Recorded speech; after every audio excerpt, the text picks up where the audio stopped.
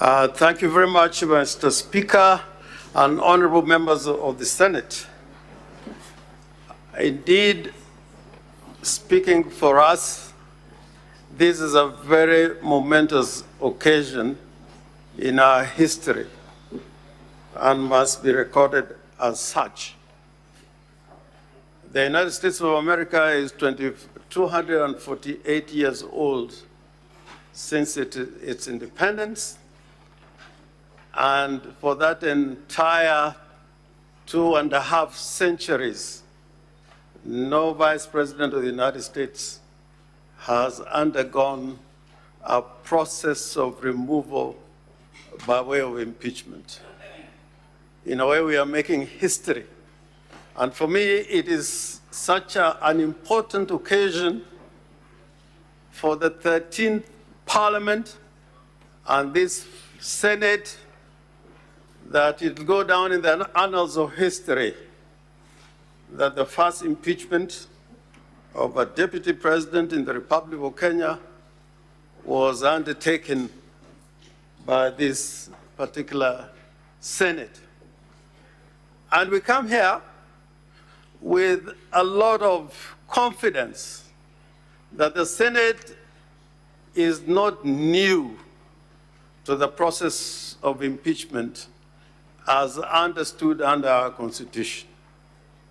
Indeed, the Senate has handled so many impeachment proceedings in relation to the offices of governors and deputy governors.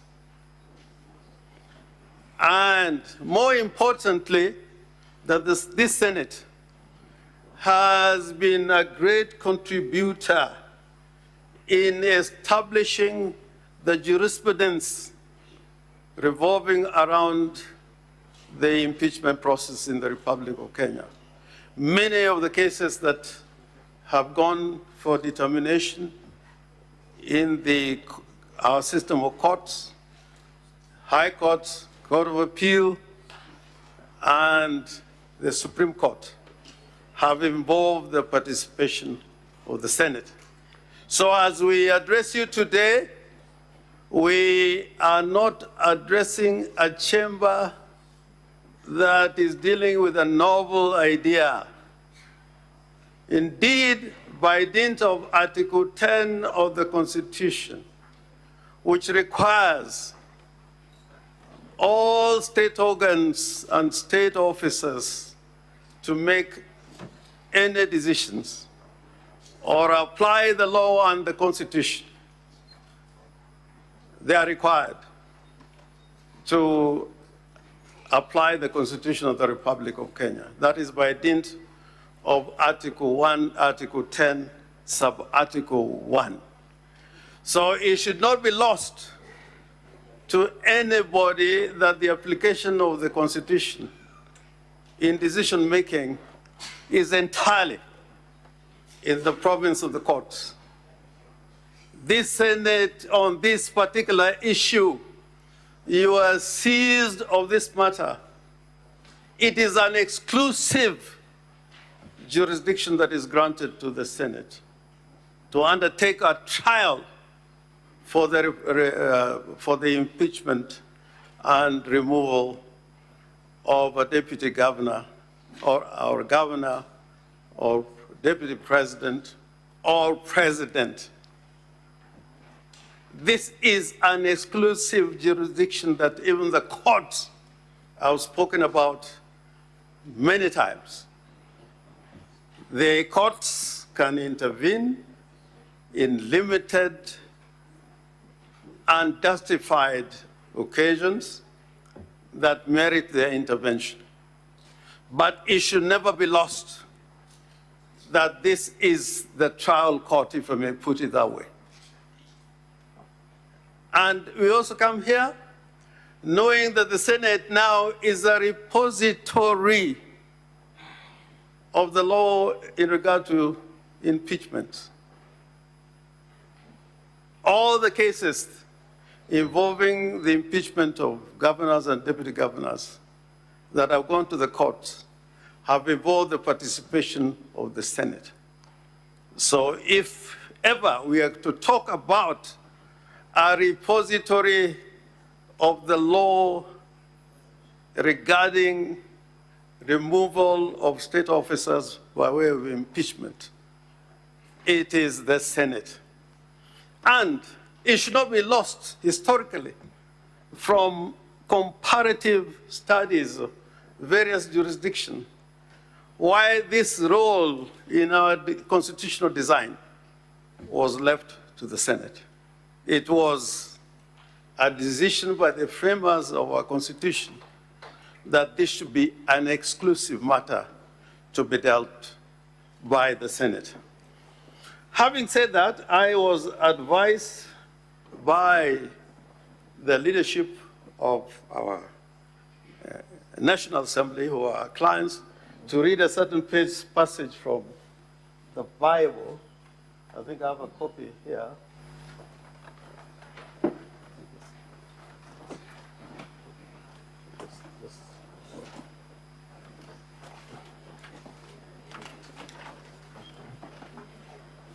Yeah, I'm so sorry. I had to carry this particular Bible. I was so advised. And this is, I read the Bible a lot to myself, but never in this kind of occasion. And this is in the book of Exodus 22, verse 22 and 23.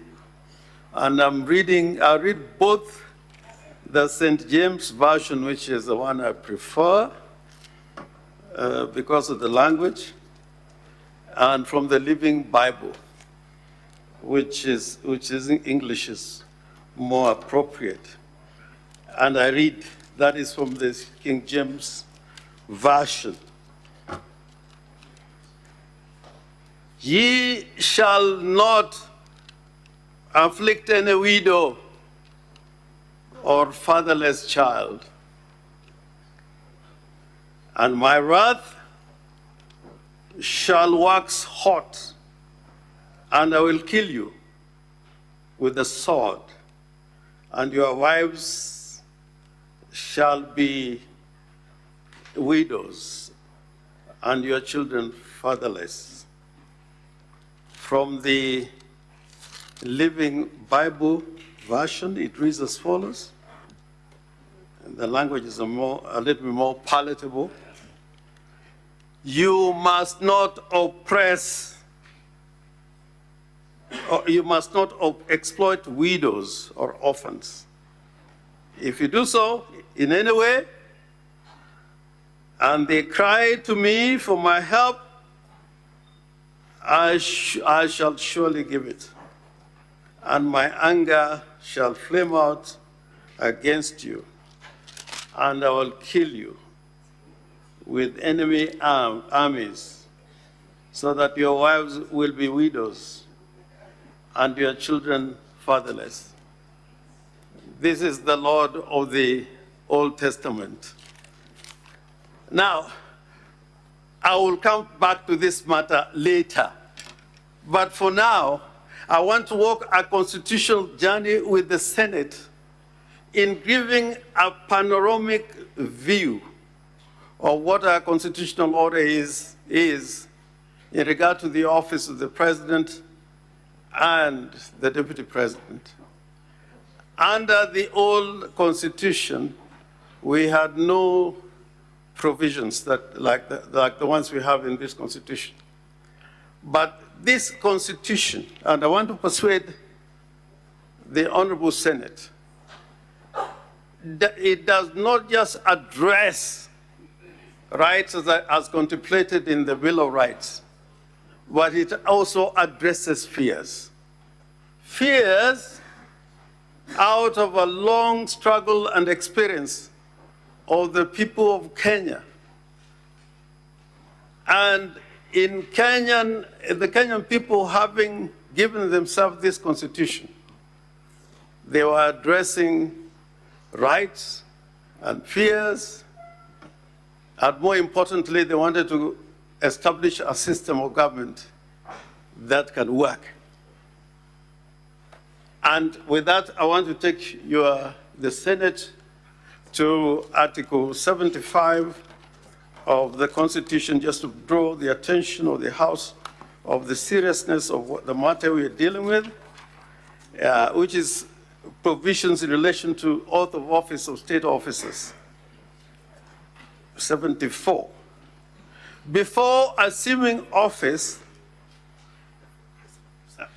before assuming a state office, acting in a state office, or performing any functions of the state office, a person shall take and subscribe the oath or affirmation of office in the manner and form prescribed by the third schedule or under an act of Parliament. Mr. Speaker, I want to take you to that schedule, and I want to draw a difference, a distinction between the oath of office that is administered to the President and the Deputy President, as opposed to the other oaths that are taken by other state officers, including members of Parliament. And there's a big distinction.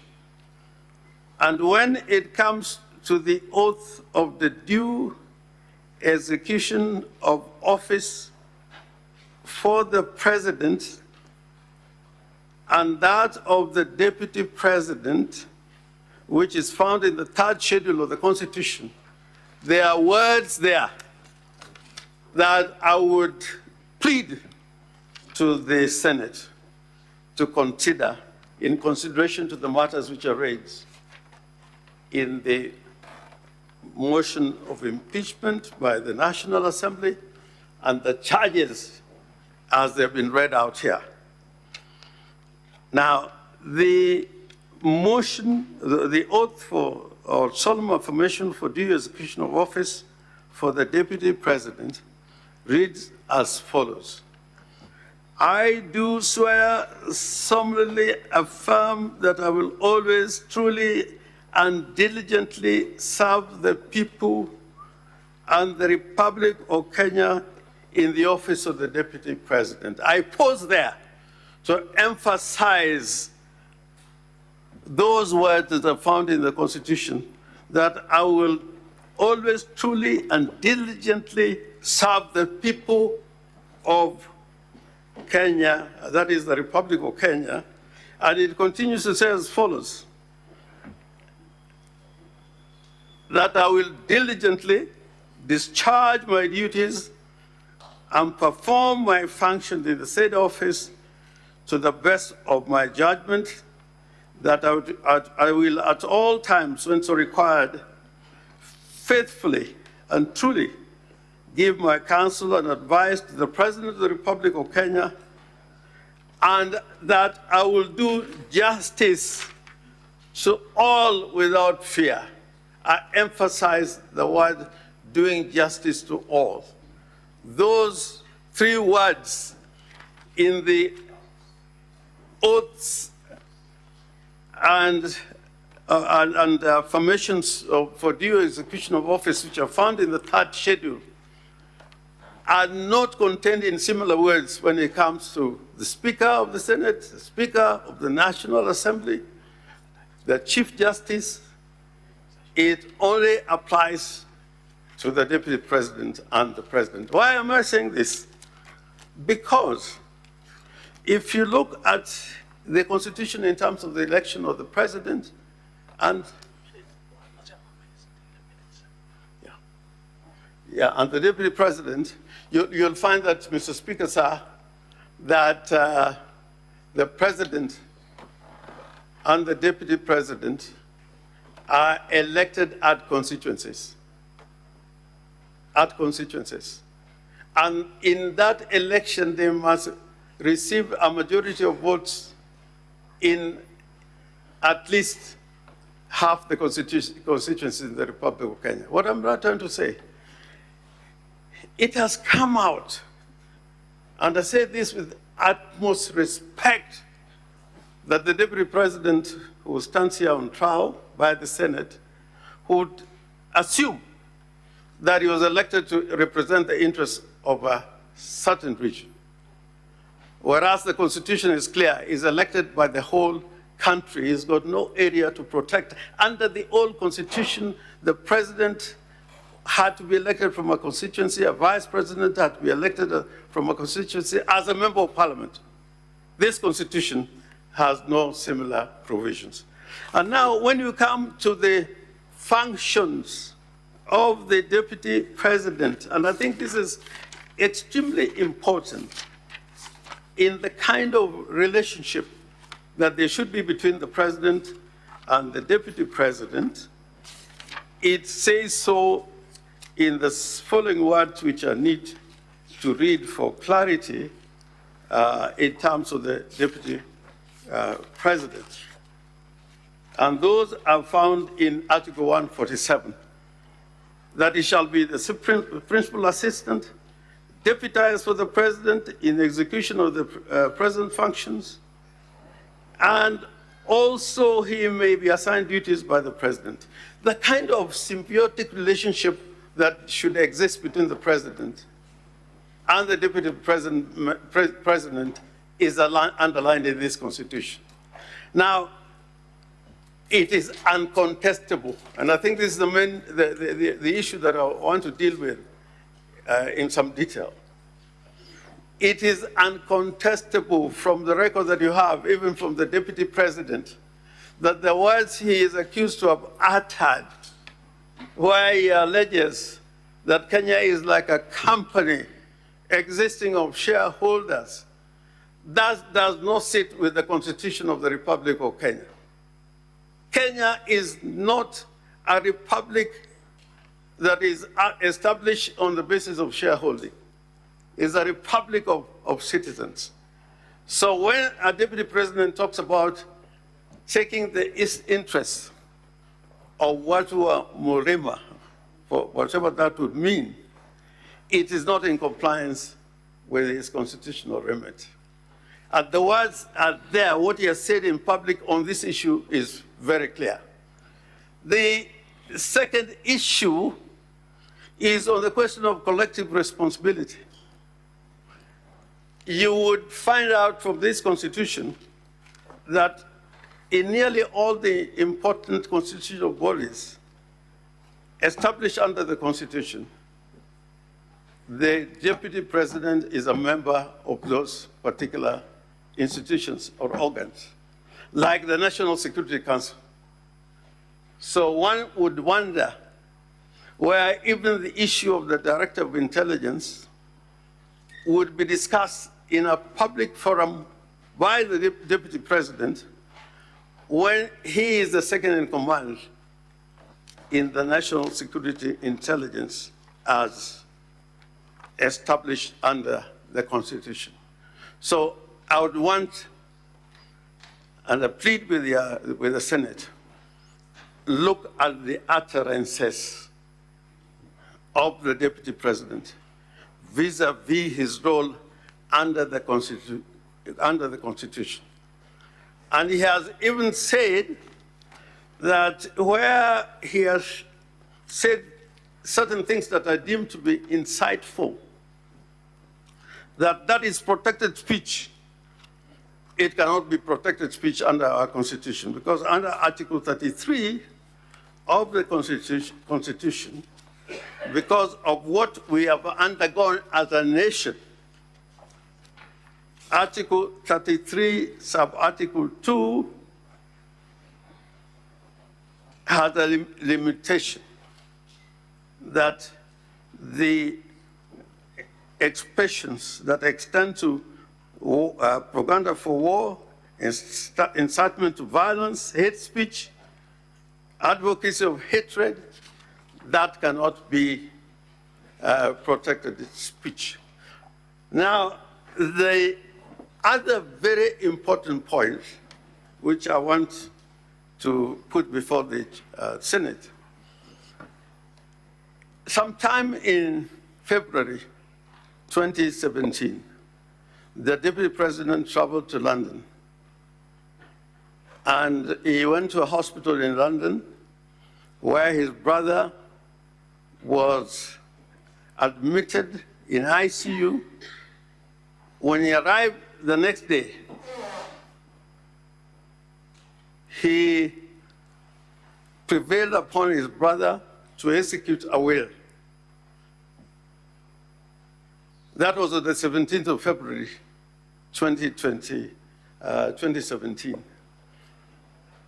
In that trip, there is no evidence at all that he tried to talk to doctors or physicians who are looking after his own brother. After those visits, he walked away. And 7 days later... Mr. Speaker, I rise to raise an objection. Can I proceed? Mr. Speaker, we owe the Deputy President very elementary decency. We owe it to the Deputy President to be basically decent in these proceedings. I want to know whether counsel at the bar, one, can adduce this kind of evidence that is not contained in any evidentiary material before the Senate. I want to know which ground in the 11 grounds in the impeachment motion is this evidence from the bar supporting. I repeat, Mr. Speaker, we owe the Deputy President the most basic decency. I object. Senior Counsel Orengo, those amendments, are they contained? They are contained, they're all here. They And refer to the document. Volume 4. I am not referring because if I've got to refer to every document, will take a lot of time, and I have only 30 minutes. If you look at volume 4 of this document on public participation, from page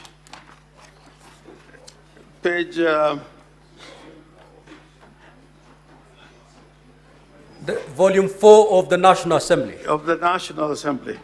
Pages? Pages 114 to... In fact, it is the Deputy President who has also relied on that will. It's also part of his defense. Yes. And in fact, this page is also called "Tend the Will," and the Deputy President is the one who is relying on this will. The death certificate is contained on page 119.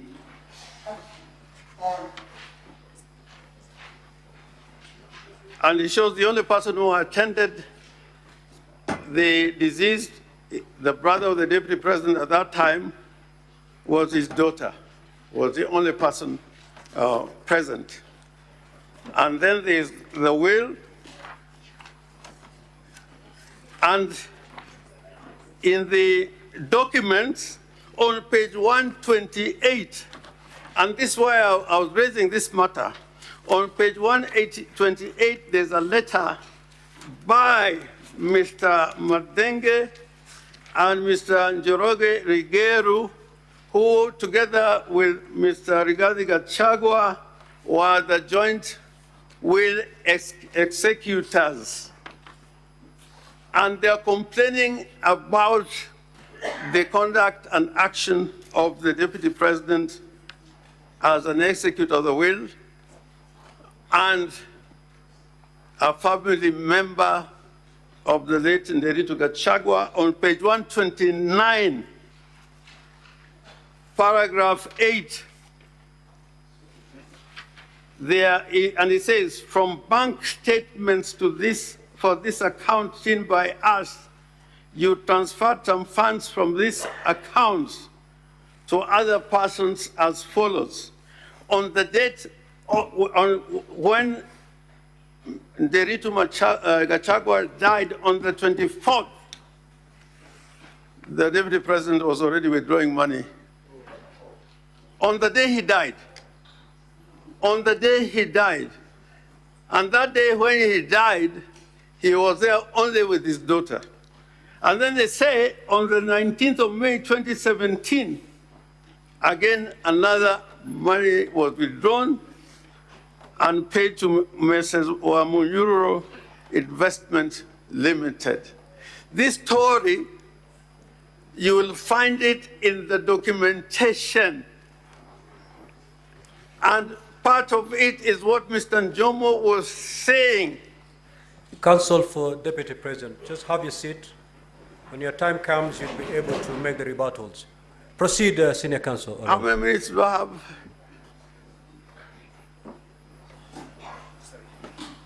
Mr. Speaker, I respect your direction. I'm willing to take a seat right away, but just to point out something. The document you are being referred to is the document you held in abeyance because it was given to us later for purposes of our consideration. That's number one. Number two, Mr. Speaker, you remember that my learned colleague talked about how my client traveled to London, how without talking to any doctor. These are factual claims, Mr. Speaker, that are just coming from the bar. Mr. Speaker, number three, the opening statement speaks to the motion and the grounds in the motion. I beseech this House direct that parties restrict themselves to the motion and the grounds in the motion. The facts you are now being referred to have no basis in the motion and the grounds in the motion, unless Senior Counsel, His Excellency Governor Orengo, can draw your attention to any ground in the motion that those facts are not addressing. I repeat what I said, Mr. Speaker, the ruling is yours. We owe it to the Deputy President and the integrity of our check and balances institutions to maintain basic decency in these proceedings. I rest. In fact, Counsel, I cannot tell you how you're going to make your opening statements. If you're going outside the allegations, that's up to you. The senators are here listening, and they'll be able to make the necessary decision at the end of it. Now, Senior Counsel Orengo, there's an averment that you've made that the Deputy President of the Republic of Kenya, on a certain date that you indicated, traveled to London. Yes. The evidence is his sick brother. Yes. And on the side of the sick bed, he made his brother sign a will. Is that contained anywhere in the documents from the National Assembly? My Lord, Mr. Speaker, if you look at volume 4 from the pages that I indicated, right from page 113, it shows what flight he took, at what time, a British Airways flight on the 16th, and arrived in London on the 17th. The only business that comes out from that document and his documents is that he got a will signed, and there is no further evidence of his activities in London until 24th, when the only activity in which he didn't participate was to be present when his brother died in London. But all this I'm saying in relation to the allegations that we have against the Deputy President. Mr. Speaker, sir. Counsel, ordinarily, no objections are raised during the 30 minutes of the opening statement. Ordinarily. I have tried to accommodate, but now you're stretching my generosity a bit too far. Allow Senior Counsel Orengo to conclude. In your opening statement, you may choose to make a rejoinder. What I want to conclude is this. From what I've said, from the way his brother's account were raided, that was continued to the time when All Life Guidance was acquired for a sale by proxy of 412 million shillings. He bought property in Nyeri, the Outspan and Treetops for an amount exceeding 800 million shillings. And we're saying part of that money was not money coming from him, and evidence will show that he was raiding monies that truly belonged to the estate of his late brother to acquire property. If that is not an offense by law, these were proceeds of crime committed by the deputy president to acquire property. And to drive this point home, the judgment by Justice Minor, which is also part of the record, where she made a determination, and that judgment stands, that the 200 million shillings that was found in an account with a financial institution, in excess of 200 million shillings, were proceeds of crime. And that 200 million shillings, again, the documentation here, if you look at it and we show it in evidence, was the same money that was used to acquire treetops and abadeas as part of the money that his sons were able to use to acquire those properties. So we are saying that the acquisition of these properties came out of criminal conduct, and all the particulars of the criminal conduct is found in the documents that were presented before the Senate. Now, Mr. Speaker, I think that it is critical that we look at the authority of the office of the Deputy President vis-a-vis that of the President, the doctrine of collective responsibility. And I showed why the office of the Deputy President is so important in carrying certain functions so long as he lives to the true spirit of the Constitution. Many times, and the incidents have been shown, acts of insubordination, like when he issued a press statement in Mombasa after the president himself had issued a statement that went contrary, absolute insubordination to the president, who is his boss. And if really one can talk about insubordination, that was an act of insubordination. Lastly, the other issue that I need to bring out quickly is that the Constitution and the Senate is aware of the fact that at the end of, at every 5 years, you pass a basis for allocation of resources here in the Senate. And they abide by certain principles which are contained in Article 203 of the Constitution. This issue about certain areas being preferred because they're shareholders goes against the very spirit of the Constitution.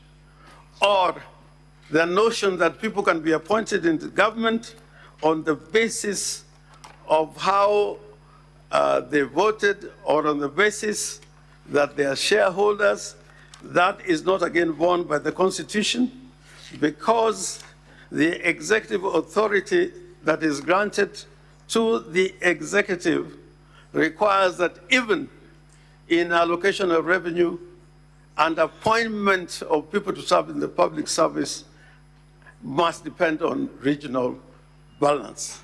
So to talk about shareholders, to talk about some people being able to reap on the basis of shareholding, that is repugnant and in conflict with the provisions in our Constitution. Now, Mr. Speaker, I would want to say this with all the seriousness it deserves. This Constitution is supposed to work. It's supposed to work.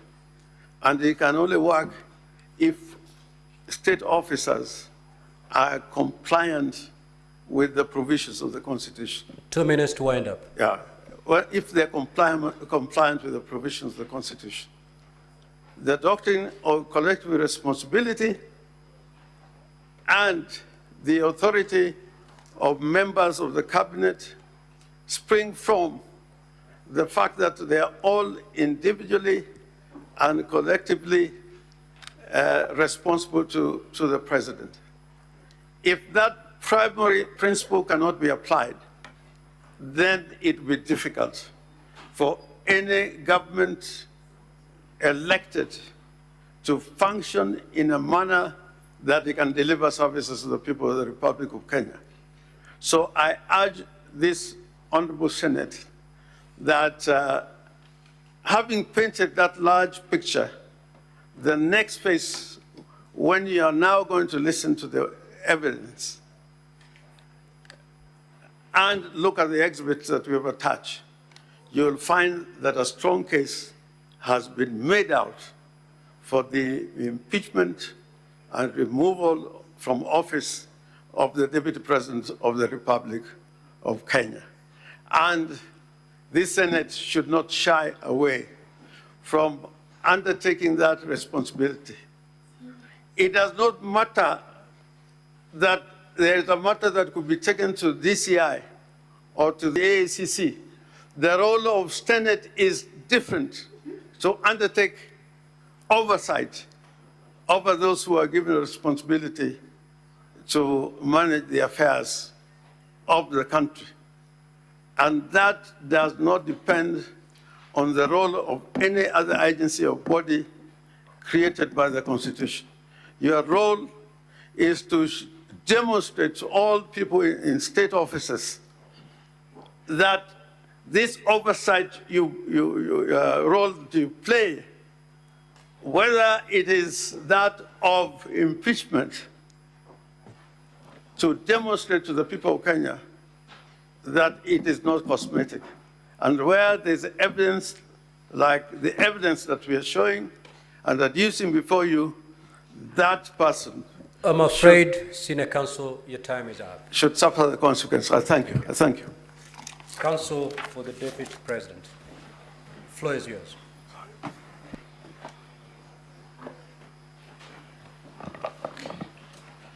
Thank you, Mr. Speaker, sir, and thank you, distinguished senators. My name is Elisha Ongoya. I stand here to make the Deputy President's opening statement. Allow me, Mr. Speaker, sir, distinguished senators, to open by reminding us some fundamental principles. We are sitting here today as a Senate to discharge a constitutional mandate. And before you are given the cudgels to start discharging any mandate in this Senate, the Constitution demanded that you had to take an oath of office before you do anything else. I now understand better why that oath of office was prescribed and why it was framed the way it was framed. The Deputy President reminds you the following terms in your oath of office before you assume the office to discharge the functions of senators. You have to bear true allegiance, true faith, and allegiance to the people and the Republic of Kenya. You have to obey, respect, uphold, preserve, protect, and defend the Constitution of Kenya. And you have to faithfully and conscientiously discharge your duties as members of the Senate. I submit respectfully that the case regarding the proposal to remove the Deputy President from office by impeachment may appear to put the Deputy President on trial, but that is only in the most technical sense of this process. At a more significant level, what is on trial throughout these proceedings is the resilience and steadfastness of our Constitution, our constitutional institutions of checks and balances, and actually their capacity to withstand any form of waves and pressures. That is what is truly on trial. His Excellency Rigathi Gachagua beseeches this House to keep in mind that we have a constitution, a constitutional order, and a constitutional democracy to protect as we conduct these proceedings and as we make decisions in these proceedings. He asks you that at the end of this exercise, let our constitution, our constitutional democracy, and our constitutional order emerge stronger. Allow me to address this House on the defined standard for impeachment of the Deputy President. In a comparable decision by the Supreme Court of Kenya, the case of Honorable Mike Mbuvi Sonko versus the Clerk, County Assembly of Nairobi and others, the Supreme Court observed as follows, and I quote, "It must, however, be stressed for the avoidance of doubt that the power of impeachment, removal, or recall is not one expected to be in constant or frequent exercise. It is only in the face of credible evidence of extraordinary wrongdoing that the conduct of a state officer will be investigated, and even then, only upon sufficient proof of the allegations that the impeachment, removal, or recall would be warranted." Two questions we pose must constantly linger in your minds, distinguished senators, as you undertake the assignment now before you. Question number one, we beseech you to bear in mind the question, is there credible evidence of extraordinary wrongdoing on the part of His Excellency Honorable Rigathi Gachagua before you? Number two, is there sufficient proof of the allegations leveled against His Excellency Rigathi Gachagua? Article 150, Clause 1, Paragraph B, sets out the grounds for removal of a deputy president from office by impeachment. These grounds are, number one, gross violation of the Constitution or any other law. We emphasize the drafter's use of the word gross. Serious reasons to believe that the deputy president has committed a crime under national or international law.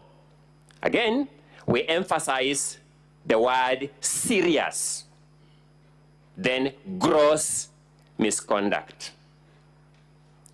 Surmises, conjecture, street rumors cannot pass muster. This conduct must be the conduct of the person of the deputy president. It is sufficiently notorious for this court to take judicial notice of when the late Rigathi Gachagua, whose will is now referred to here, died. You are told to investigate the conduct of His Excellency Rigathi Gachagua at a time, or at the time around which his brother, His Excellency Governor Rigathi Gachagua, as he then was, died. It is sufficiently notorious that His Excellency Rigathi Gachagua was not Deputy President of the Republic of Kenya. But that's not enough. You will peruse the motion before you with a view to finding which ground in that motion is sought to be established by these allegations around what may or may not have happened around the time the late Rigathi Gachagua died. You will find absolutely no ground supported by those allegations. Let me disclose here. It is designed to whip your emotions. It has no other purpose. Looking at your oath of office that I've alluded to, there is no room for your emotions to be whipped as the basis of decision-making in any act that you engage into in the discharge of your constitutional mandate and responsibilities.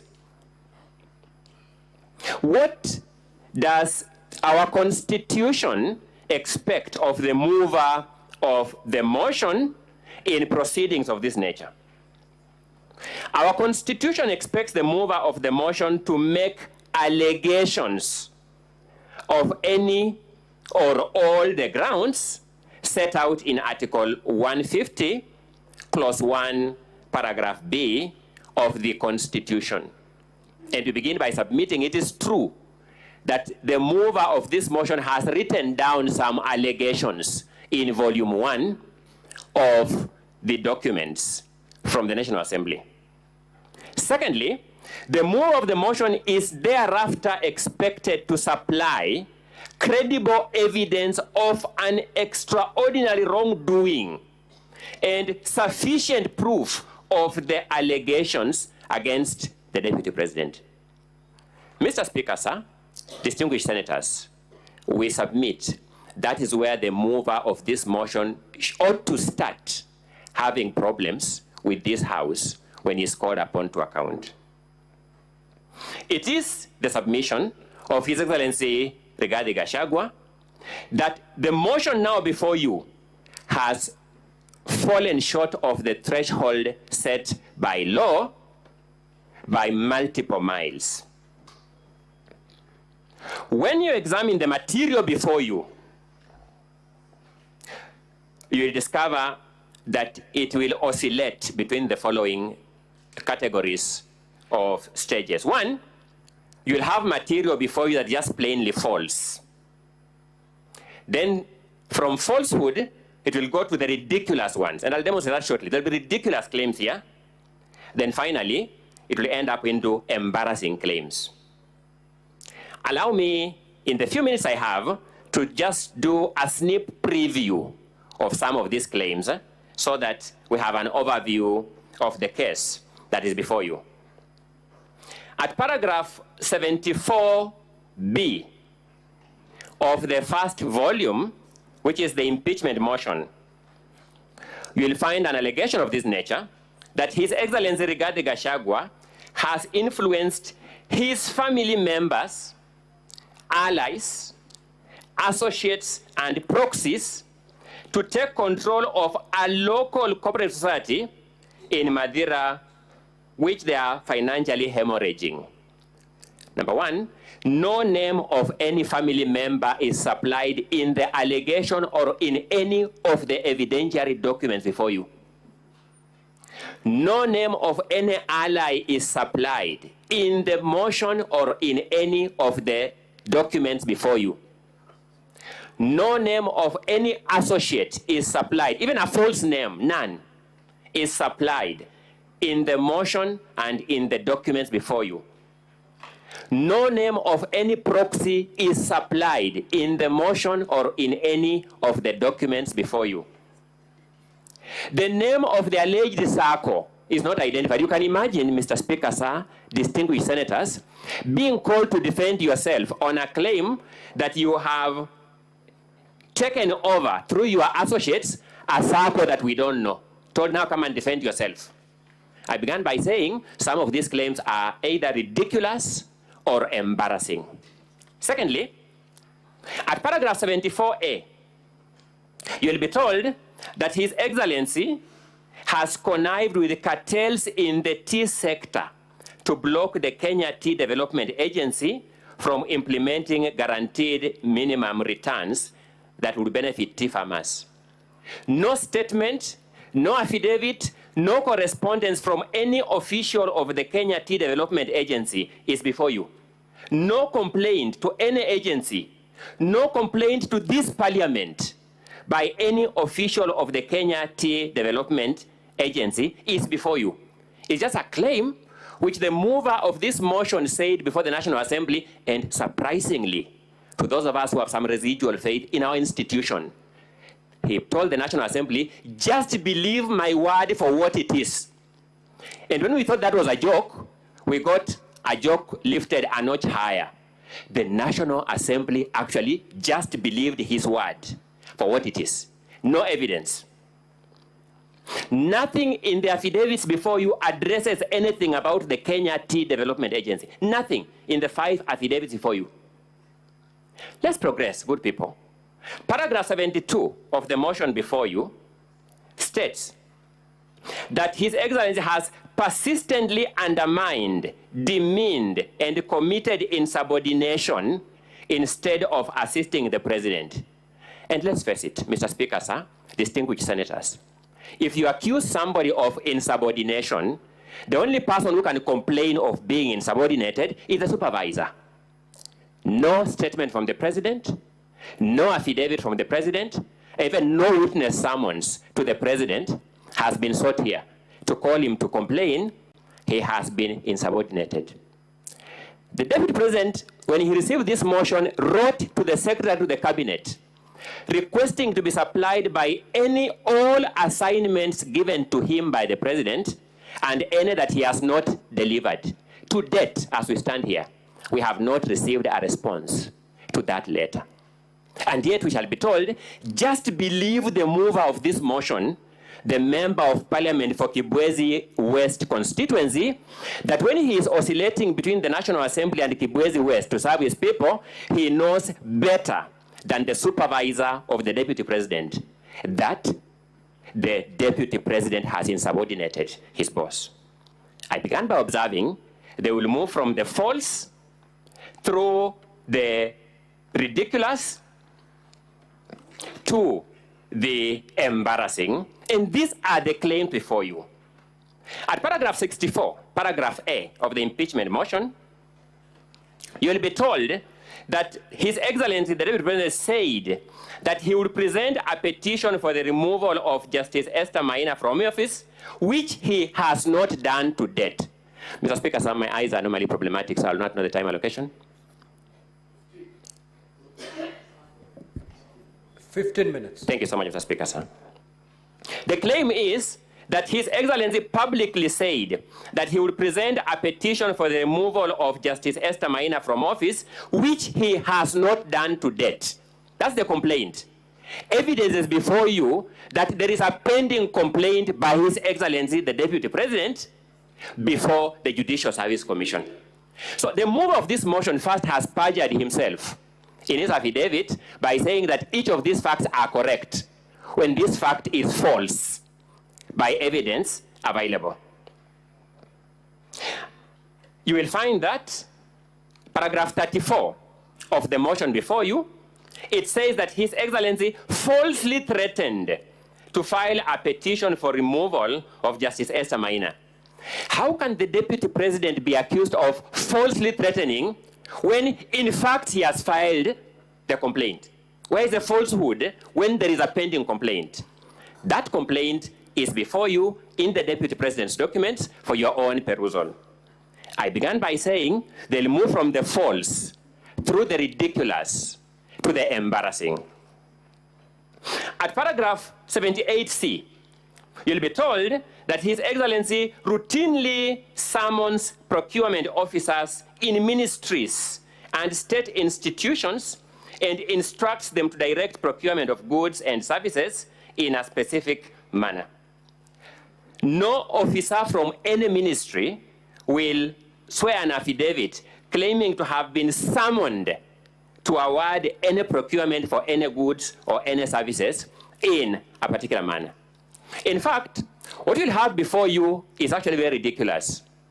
You will be told that there was a tender for supply of mosquito nets that was cancelled in May 2023. Then a local company that was an agent of the supplier was following for the return of its bid bond in July, 2 months after the cancellation of the tender. How can you influence a tender that was cancelled 2 months ago? I told you it will move from the false through the ridiculous to the embarrassing. Now, the more interesting one is at paragraph 78A. You will be told that His Excellency bullied Kenya Medical Supplies Agency officials into awarding a tender for the supply of mosquito nets to Crystal Limited. Good people, Crystal Limited was not even a bidder for that tender. He pressurized people to award it to somebody who is not even a bidder for that tender.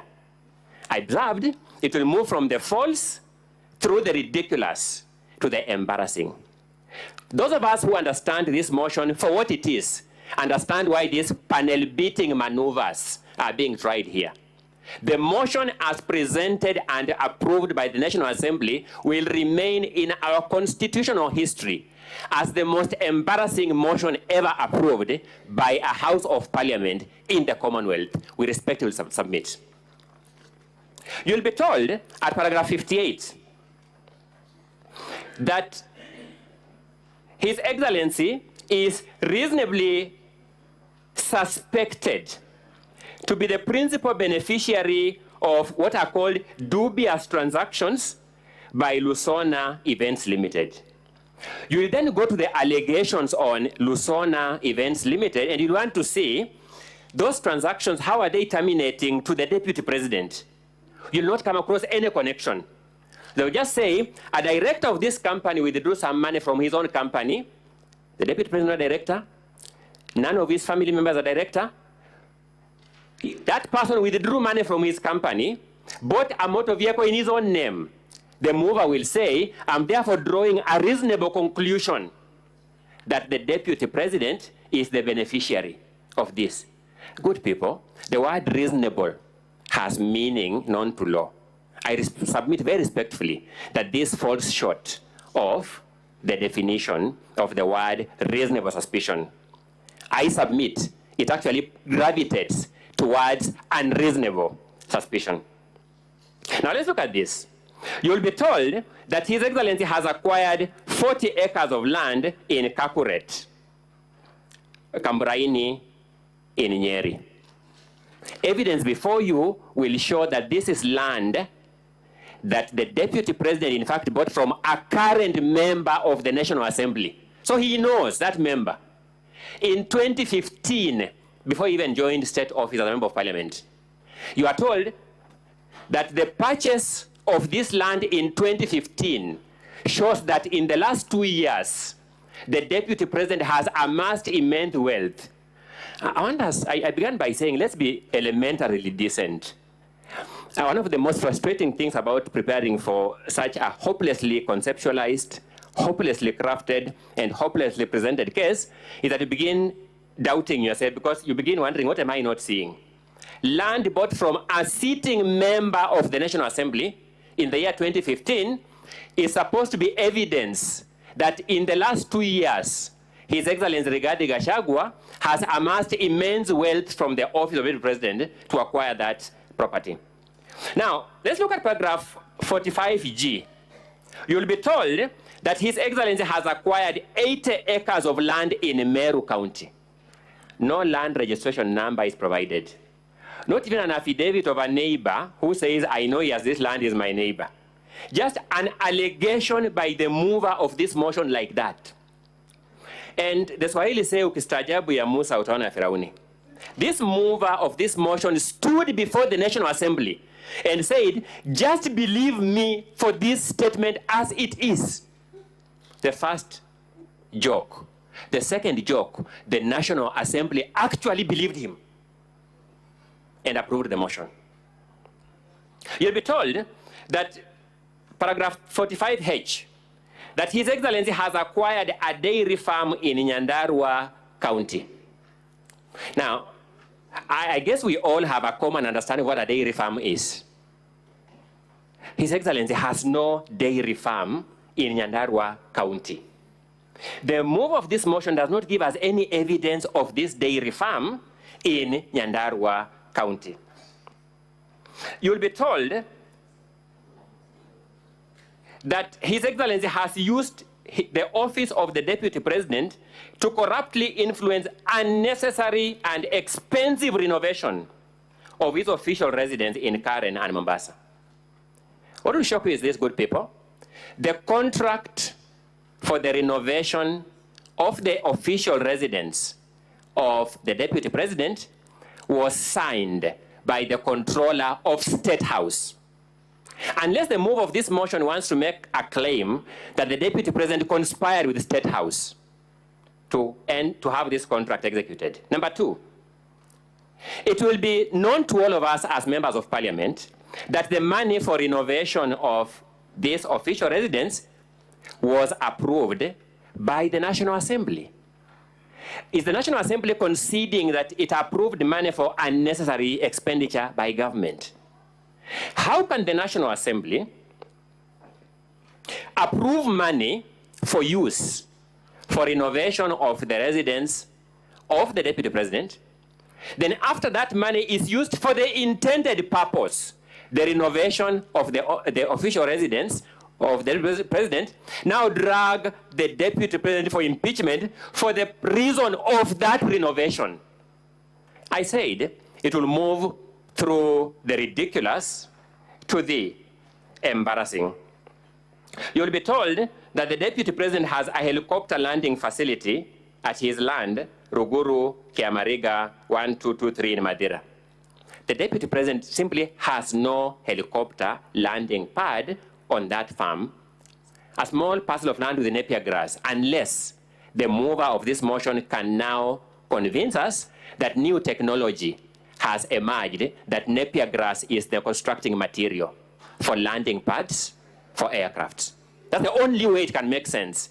But because it doesn't make sense, good people, you'll agree with me, it moves from the false through the ridiculous to the embarrassing. Now let's deal with it. You'll be told the Deputy President has amassed a wealth portfolio amounting to 5.2 billion shillings. Elementarily, we must then look at the particularization. Tell us which one is what, plus which one is what, plus which one is what, to amount to this 5.2 billion. This figure, the origin, is only known to the mover of this motion. There is nothing on the body of the motion. There is nothing in the documents attached to the motion. There is nothing in the video clips to be played by the mover of this motion that tells us mathematically how he arrived at this figure of 5.2 billion shillings. Then when the charges were read, distinguished senators, you had some 22 companies being read one by one. Thank you. 22 companies. A number of things will surprise you. You'll just find a company listed called Spiritway Limited. Nothing in this motion tells us what wrong has this company done. Nothing in the motion, completely. It just listed there the way it is. Fortis Vis Group Limited. Nothing in this motion tells us what wrong has Fortis Vis Group Limited done. They're just companies whose names have been listed, and we have spent the taxpayers' money this afternoon listening to these companies' names being written with nothing in this motion telling us. So what wrong has Dorcas Rigathi Foundation done? What act are you complaining of for that company? What omission are you complaining of in respect of that company? Heartland Supplies Limited, you just find a name of a company there. No wrongdoing is alluded to it. No allegation is made against it. They're just companies thrown there. Distinguished senators, the Romans called their assembly, which was the equivalent of this Senate, the patres. It was an advisory council. That name was derived from an old Latin word meaning father. Senate derives its name from the Latin word senex, meaning old man. All these words are supposed to address the sagacious, the state of wisdom of the Senate. If this Senate lives true to its historical origin as the patres, if this Senate lives true to its Latin origins as the senex, the old man, the wise man, it will see through these lies, it will see through this ridiculousness, it will see through these embarrassing statements. If time were to permit, I will take you through other allegations that meet the same test of falsehood, ridiculousness, and embarrassment. Fortunately for us, the rules of procedure permit us to cross-examine the move of this motion and the respective witnesses as a way of bringing forth these lies much more clearly. We shall do that when the time presents itself. At the end of it all, we shall beseech you to do two things: to be true to your oath of office as senators, to be true to your oath of office as senators, to pour through this evidence, to listen keenly to this evidence, to make a decision premised on the evidence as tested here in cross-examination. And if you do that, we have no doubt in our mind, you will reach the same conclusion that what has been presented before you as a most consequential motion, perhaps in our lifetime, is false, is ridiculous, is embarrassing. I rest the governor's opening statement. That is the Deputy President, Council. It's not the governor. My apologies, Mr. Speaker. I have been here multiple times on governors, and I think that is what was reigning in my mind. I rest the Deputy President's opening statement. My apologies for that. Very well. Now, honorable senators will now move to hear the case of the National Assembly. Now, the National Assembly has 3 hours to present its case, meaning all the witnesses, evidence in chief, cross-examination will be given 2 hours. The legal team for the Deputy President, you'll have 2 hours to cross-examine the witnesses as presented by the National Assembly. Clerk, you may now usher in the first witness of the National Assembly.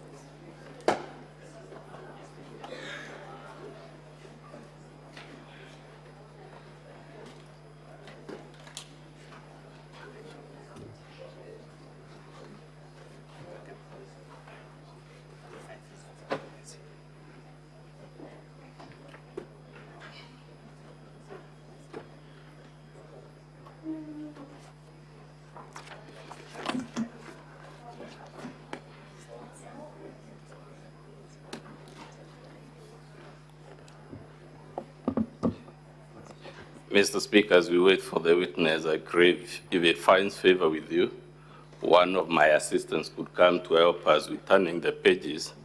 I reckon that way we would move much faster. He's called Boniface Mawira. He should be perhaps in the gallery. That's a valid request. You may proceed.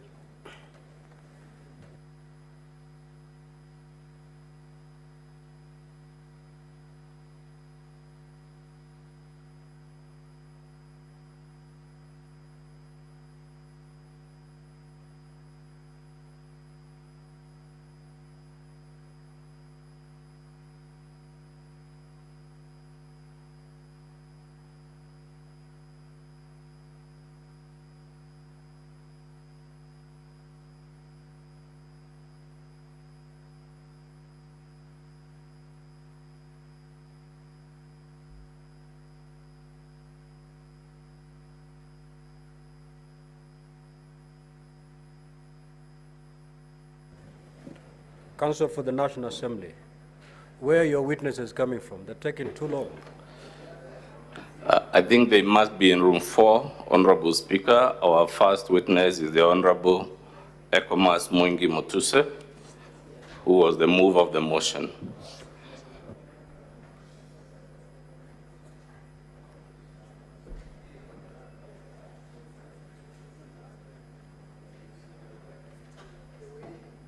Are you sure he's not deserted you?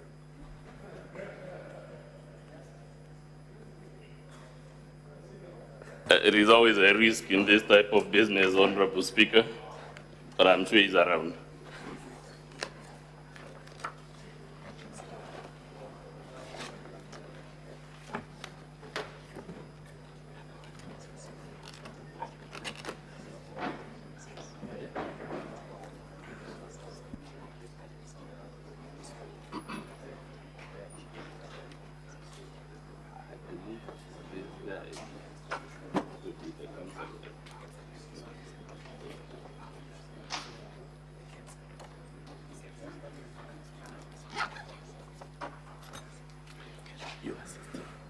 So, Council, before you proceed, you first introduce yourself and the team. Yes, for the record, Honorable Speaker, my name is Mudhomi Viankolu. I'll be doing the exam in chief on behalf of the National Assembly. I shall be assisted in that enterprise by my learned friend, Mr. Peter Manyonge Wanyama. I will cover grounds 1, 5, 6, and 7, and my learned friend will lead the witness in respect of the other grounds in the motion.